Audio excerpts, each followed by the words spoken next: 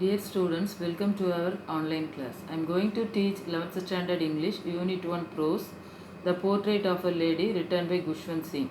Let me tell you something about the author. Gushwant Singh was a brilliant Indian novelist and lawyer. As a writer, he was best known for his keen secularism, sarcasm, and love for poetry. He served as the editor of several literary magazines and two newspapers. He was awarded with Padma Bhushan in the year 1974. Khushwant Singh ஒரு நல்ல எழுத்தாளர், அதே சமயத்தில் ஒரு வழக்கறிஞர். அவருடைய எழுத்துக்களில் நம்ம மதச்சார்பின்மை, ஒரு நகைச்சுவை, ஒரு நையாண்டித்தனம் உள்ளதற்காக ரசனை மிக்க கவிதையெல்லாம் எழுதக்கூடிய சிறப்பு மிக்கவர். அதே சமயத்தில் நிறைய லிட்ரரி மேகசின்ஸில், அதே நியூஸ் பேப்பர்ஸில் எடிட்டராக பணிபுரிந்தவர். அவருடைய அந்த இலக்கிய சேவைக்காக நமது அரசாங்கம் அவருக்கு 1974ஆம் ஆண்டு பத்மபூஷன் விருதினை கொடுத்து பாராட்டியது.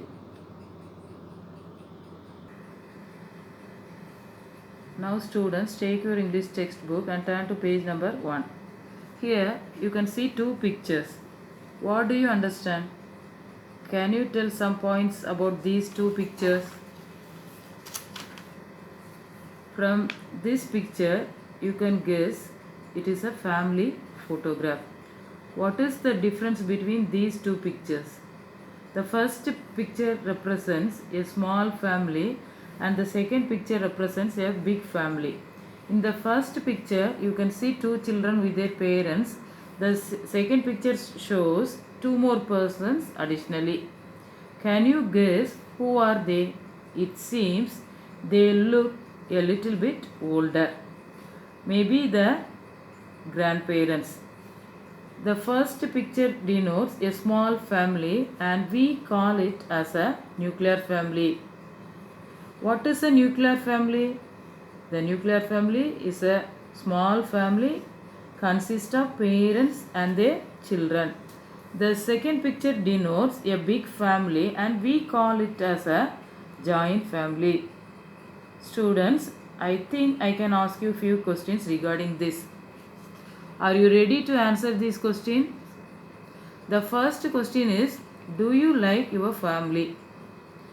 If yes, give me the reasons for it. If no, what are the reasons behind it? Is your family a nuclear family or a joint family? Can you say the advantages or the disadvantages of a nuclear family? Let me tell some points regarding the advantages of a nuclear family. In a nuclear family, we can lead a satisfied life. We can save money for a future. The children can get anything at any time. Nobody can control anyone. We have freedom to enjoy everything. But at the same time, we have some disadvantages also. If both the parents go for work, the children miss their parental care. They don't receive their parents' love completely. During sickness, the nuclear family members suffered a lot. On the other hand, if it is a joint family, the elders of the family take care of their children. In joint family, the members live together happily. They share everything with one another. So, whether it is a nuclear family or a joint family, we can make it successful one. It lies in our hands only. Now, let us start the lesson. Listen carefully. First, I will give you a brief summary of the story, The Portrait of a Lady. Do you know the meaning for the word portrait? Portrait அப்படினா உனக்கு meaning தெரியுமா? A portrait is a painting, drawing or photograph of a particular person. Portrait என்பது ஒரு குறிப்பிட்ட ஒரு நபருடைய பெயிண்டிங்காக இருக்கலாம், அல்லது டிராயிங்காக இருக்கலாம், ஃபோட்டோகிராஃபாக இருக்கலாம். அது அந்த வாலில் தொங்க விட்டு வச்சுருப்பாங்க. அந்த காலத்தில் நிறைய வீடுகளுக்குள்ளே போனோம் அப்படின்னா பெரிய பெரிய ஃபோட்டோகிராஃபாக தான் வாலில் ஹேங் பண்ண வச்சுருப்பாங்க. ஸோ அதை தான் போர்ட்ரேட்டுங்க சொல்லியிருக்குது. இங்கே ஆத்தர் வந்து தன்னுடைய கிராண்ட்மாவுடைய போர்ட்ரேட்டை பற்றி இந்த லெசனில் டிஸ்கிரைப் பண்ணுறாரு. The theme of the prose is to appreciate genuine love. So இந்த பாடத்தினுடைய மைய கருத்து என்ன அப்படின்னா, we should learn to appreciate genuine love. உண்மையான அன்பை நம்ம பாராட்ட வேண்டும். ஸோ இதோடைய இந்த கதையினுடைய பொருள் எப்படி அப்படின்னா, இதை ஒரு 3 பிரிவாக நம்ம பிரிச்சுக்கலாம். ஃபஸ்ட்டு வந்து ஆத்தர் வந்து தன்னுடைய கிராண்ட் மாவையும் கிராண்ட் ஃபாதரையும் டிஸ்கிரைப் பண்ணுறாரு. அதுக்கப்புறம் தன்னுடைய லைஃப் வந்து கிராமத்தில் எப்படி இருக்குன்னு சொல்கிறாரு. அதுக்கப்புறம் சிட்டிக்கு போன பிறகு தனக்கும் தன்னுடைய பாட்டிமாவுக்கும் உள்ள அந்த பாண்ட் ஆஃப் லவ் வந்து எப்படி மாறுச்சு அப்படின்னு சொல்கிறாரு. கடைசி பார்ட் வந்து என்ன அப்படின்னா, தன்னுடைய லாஸ்ட் ஹார்ஸில் கிராண்ட் மதர் எப்படி இருந்தாங்கங்கிறத பற்றி சொல்கிறாரு. ஸோ 3 பார்ட்டாக பிரிச்சிருக்கிறாரு. Now students, look at the first paragraph. Are you ready? Listen carefully.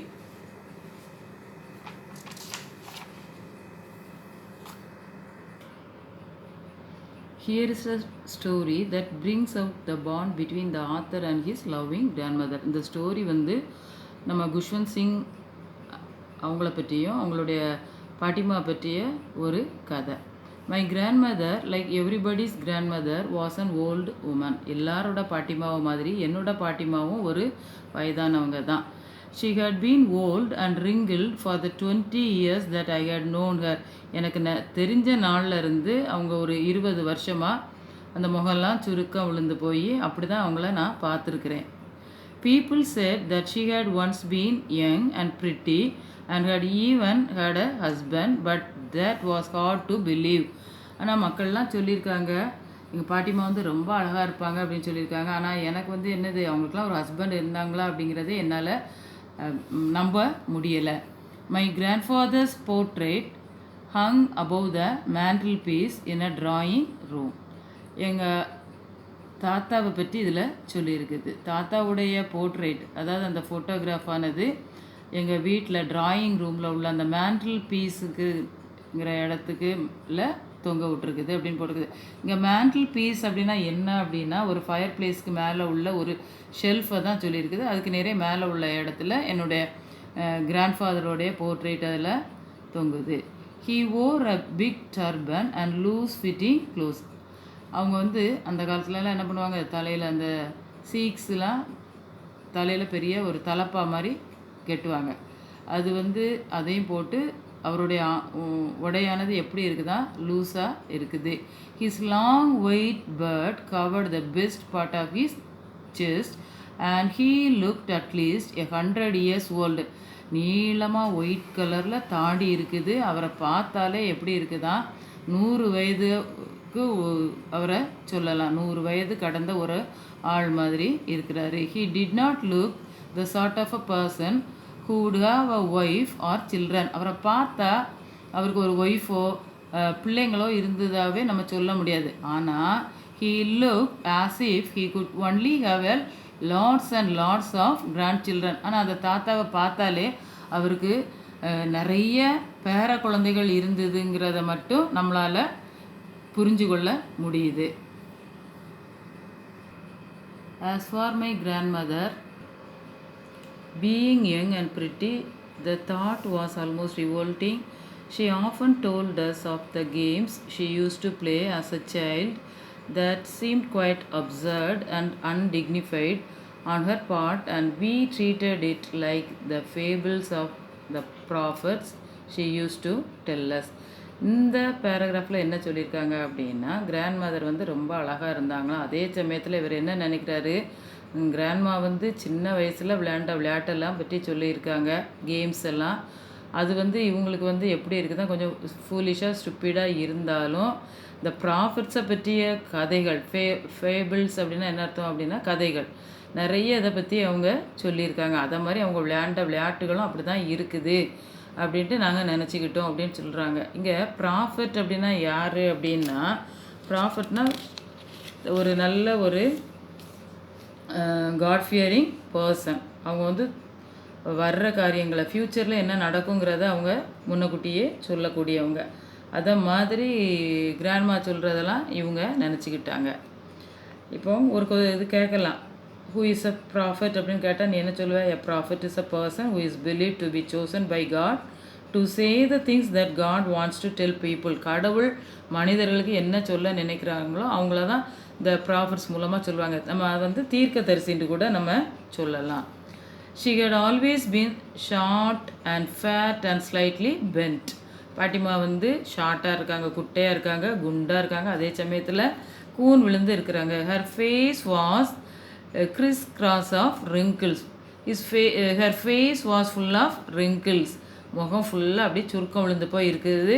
Running from everywhere to everywhere. அங்கே எங்கேயுமா சுருக்கம் விழுந்து இருக்குது. நீங்களாம் வயசான பாட்டிமாவை பார்த்தாலே தெரியும், அந்த தோல்லாம் அப்படியே சுருங்கி போய் அப்படி கோடு கோடாக தெரியும். No, we were certain she had always been as we had known her. நாங்கள் 20 வருஷமாக எப்படி பார்த்தோமோ அதே மாதிரி தான் இருக்காங்க. அதை விட அவங்க இன்னும் ஓல்டாக ஆகவே இல்லை. Old, so terribly old that she could not have grown older. இதுக்கு மேலே அவங்களால ஓல்டாக ஆகவே முடியாதுங்கிற மாதிரி தான் இருக்கிறாங்க. And had stayed at the same age for 20 years. She could never have been pretty but she always beautiful. She hobbled about the house in spotless white with one hand resting on her waist to balance her stoop and the other telling the beads of her rosary. பாட்டிமாவோட routine work என்னென்னா, கையில் அந்த rosary இருக்கும், எப்போவும் prayers வந்து சொல்லிக்கிட்டே இருப்பாங்க. அவங்களுடைய ட்ரெஸ்ஸை பற்றி இங்கே டிஸ்கிரைப் பண்ணியிருக்காரு. எப்படின்னா ஸ்பாட்லெஸ் ஒயிட், எந்த ஒரு அழுக்குமே இல்லாத ஒயிட் ட்ரெஸ்ஸை போட்டிருக்காங்க. ஷீ ஹாபிள்டு அபவுட் த ஹவுஸ்னால் வீட்டில் நடக்கிறாங்க, வீட்டுக்குள்ளேயே நடக்கிறாங்க. ஹாபிள்டு அப்படின்னா வாக்ட் அன்ஸ்டெடிலி. இது வந்து ஒரு சினானிம் வேர்டு, அதுக்கு கேட்கலாம். ஹாபிள்டு அப்படிங்கும்போதுனா walked அன்ஸ்டெடிலி.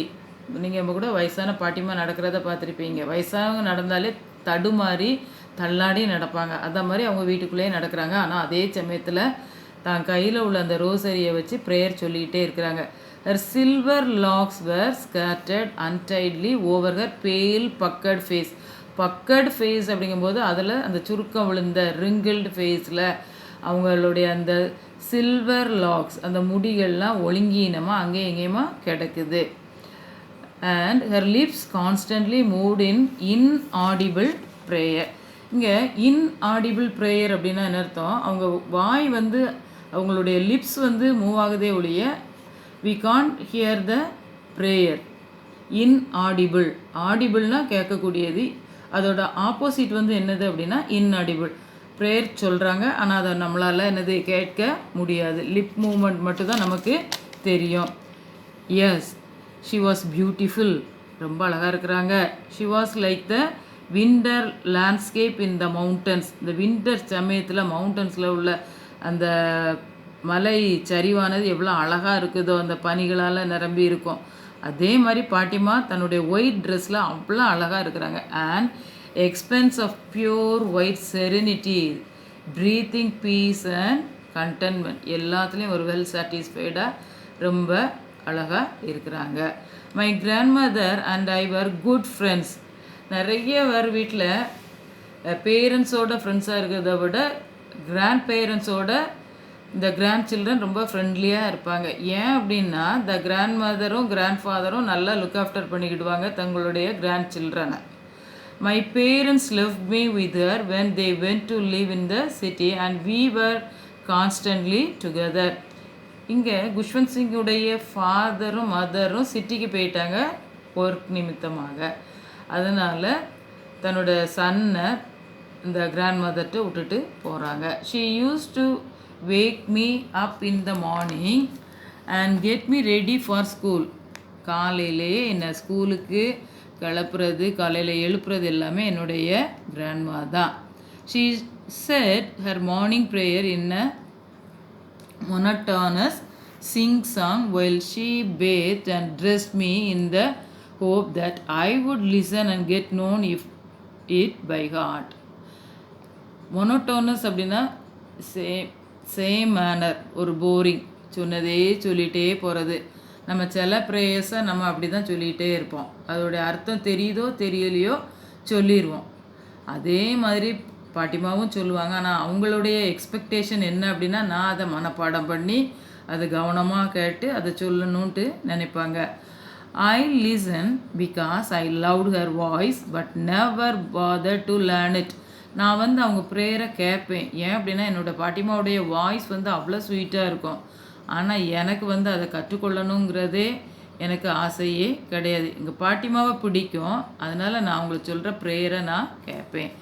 Then she would fetch my wooden slate and which she had already washed and plastered with yellow chalk, a tiny earthen ink pot and a red pen, tie them all in a bundle and hand it to me. So அந்த காலத்துலலாம் பிள்ளைகளுக்கு எழுதுறதுக்கு ஒரு slate தான் உண்டு. அதை எல்லாமே wash பண்ணி கரெக்டாக க்ளீன் பண்ணி அதுக்கு தேவையான இங்க் பாட்டு பென் எல்லாத்தையும் எழுதி ஒரு பண்டில் பண்ணி குஷ்வந்த் சிங்கிட்ட அவங்க பாட்டிமா கொடுத்துருவாங்க. ஸோ அதெல்லாம் அவர் நல்லா ரிமெம்பர் பண்ணி வச்சுருக்காரு, ஞாபகத்தில் வச்சு அதை ரொம்ப அழகாக இதில் டிஸ்கிரைப் பண்ணுறாரு. After a breakfast of a thick stale chapati with a little butter and sugar spread on it. So morning breakfast என்ன சாப்பிட்றாங்க அப்படின்னா ஸ்டேல் சப்பாத்தி, கொஞ்சம் காஞ்சி போன ஒரு சப்பாத்தியாக இருக்கலாம், அதில் கொஞ்சம் பட்டரும் சுகரையும் ஸ்ப்ரெட் பண்ணி கொடுத்துட்றாங்க. She carried several stale chapatis with her for the village tax.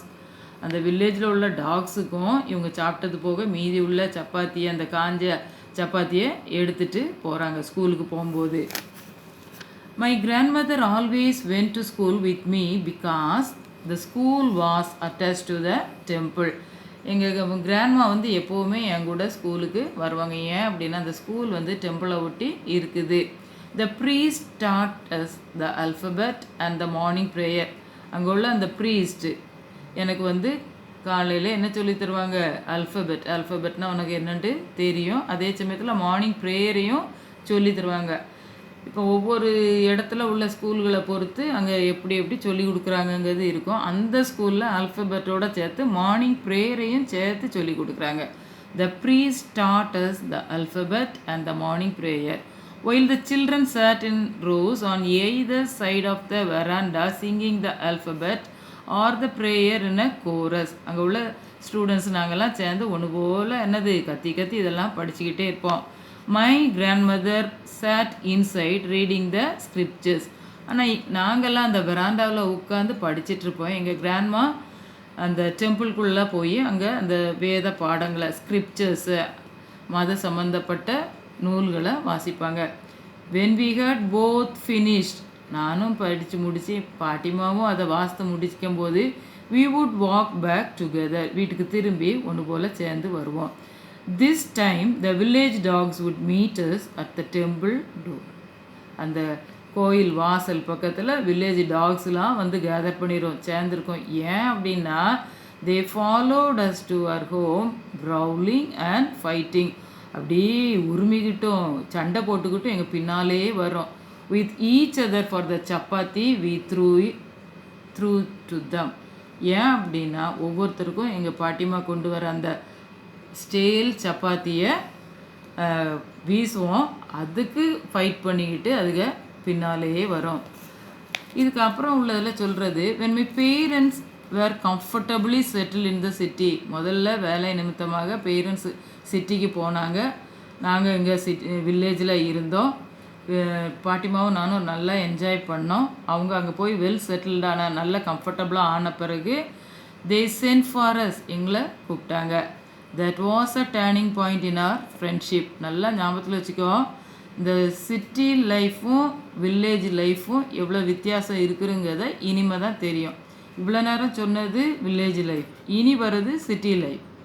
So அது வந்து அவங்களுடைய வாழ்க்கையில் ஒரு திருப்பு முனையாக அமைந்தது. That was a turning point in our friendship. யாரோட ஃப்ரெண்ட்ஷிப்பை பற்றி சொல்கிறாரு, குஷ்வந்த் சிங்கும் அவங்களுடைய கிராண்ட்மாவை பற்றி உள்ள ஃப்ரெண்ட்ஷிப்பு பற்றி சொல்கிறாரு. Although we shared the same room, ரெண்டு பேரும் ஒரே ரூமை தான் ஷேர் பண்ணிக்கிட்டோம். My grandmother no longer came to school with me. சிட்டியில் என் கிராண்ட்மதர் என் கூட ஸ்கூலுக்கு வரல. I used to go to an English school in a motor bus. தனியாக தான் நான் ஒரு இங்கிலீஷ் ஸ்கூலுக்கு போனேன். There were no dogs in the streets. தெருவில் நாயே கிடையாது. And she took to feeding sparrows in the courtyard of our city house. ஆனால் அந்த நகரத்தில் உள்ள வீட்டில் உள்ள முற்றத்தில் பாட்டிமா வந்து என்ன வேலை பண்ணிட்டாங்க, அங்கே வர்ற அந்த குருவிகளுக்கு டெய்லி சாப்பாடை கொடுத்து தன்னோட டைமை அந்த குருவிகளோட ஸ்பெண்ட் பண்ண ஆரம்பிச்சிட்டாங்க. வில்லேஜில் இருக்கும்போது என் கூட ஸ்கூலுக்கு வருவாங்க. ஏன் அப்படின்னா ஸ்கூல் வந்து டெம்பிளை ஒட்டி இருந்தது. ஆனால் சிட்டியில் வந்து அந்த வசதி இல்லாததுனால நான் மட்டும் ஸ்கூலுக்கு போனேன். மோரோவர் அது வந்து ஒரு இங்கிலீஷ் ஸ்கூல். அதனால் பாட்டிமா என் கூட வரல. Here ends our first session. So far we have learnt the bond between the author and the grandmother in the village.